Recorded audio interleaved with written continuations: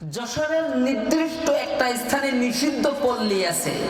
আপনি প্রায় একটা মানুষকে ওই পল্লীতে যাইতে এবং আসতে দেখেন, আপনার অন্তরের মধ্যে ধারণা হলো নিশ্চয়ই এই লোকটা ওই পল্লীর রেগুলার যাতায়াত, রেগুলার কাস্টমার। এই যে ধারণা হলো, এই ধারণাটা জায়েজ। ধারণা মৌলিকভাবে তিন প্রকার। এক নম্বর ধারণা, এটা ধারণা ওয়াজিব, এই ধারণা পোষণ করা ওয়াজিব। সেটা কি? আপনি মরুভূমির মধ্যে সফর করতেছেন, হঠাৎ সূর্য আকাশে নাই, আকাশ মেঘাচ্ছন্ন, তারকারাজিকেও দেখার সুযোগ নাই, নামাজের ওয়াক্ত হয়ে গেছে, নামাজ পড়তে হবে। কোন দিকে যে কিবলা এটা আপনি বুঝতে পারতেছেন না। তখন চিন্তা ভাবনা করে আপনাকে ধারণা করতে হবে যে সম্ভবত এই দিকে কিবলা।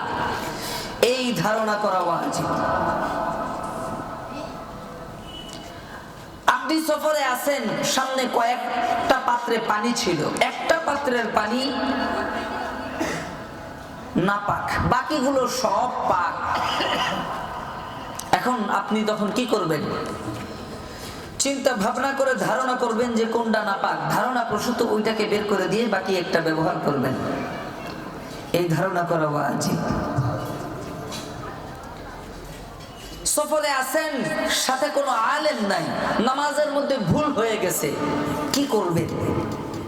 চিন্তা ভাবনা করে একটা ধারণা করে সেই অনুযায়ী আমল করে নিলেন। এটা ধারণা, এই ধারণা করা ওয়াজিব। আলেমের কাছে মাসালা জিজ্ঞেস করছেন, উনার এই মাসালাটা কোরআন হাদিসে ইনস্ট্যান্ট খুঁজে পাচ্ছেন না, হয়তো বা নাই, সরাসরি নাই, ইনডাইরেক্টলি থাকতে পারে, উনার কাছে দলিল নাই। উনি তৎক্ষণাৎ সমাধান দেওয়ার জন্য একটা ধারণা করে একটা সমাধান দিলেন। এটাকে বলে ইস্তিনবাতে মাসালা, ইজতিহাদ করা। বুখারীর মধ্যে রওয়ায়াত আছে, মানি ইজতাহাদা ওয়া সাবা ফালাহু আজরান ওয়া ইন আখতা ফালাহু আজরুন ওয়াহিদুন।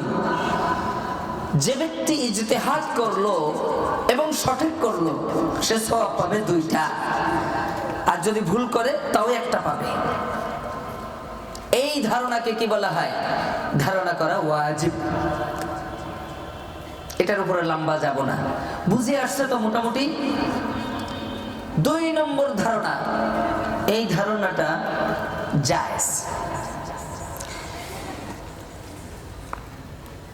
মদের বারের মধ্যে থেকে একজন মানুষ মদের বোতল হাতে নিয়ে ঢুলতে ঢুলতে আসতেছে, আপনি তাকে দেখে ধারণা করলেন যে এটা একটা মাতাল।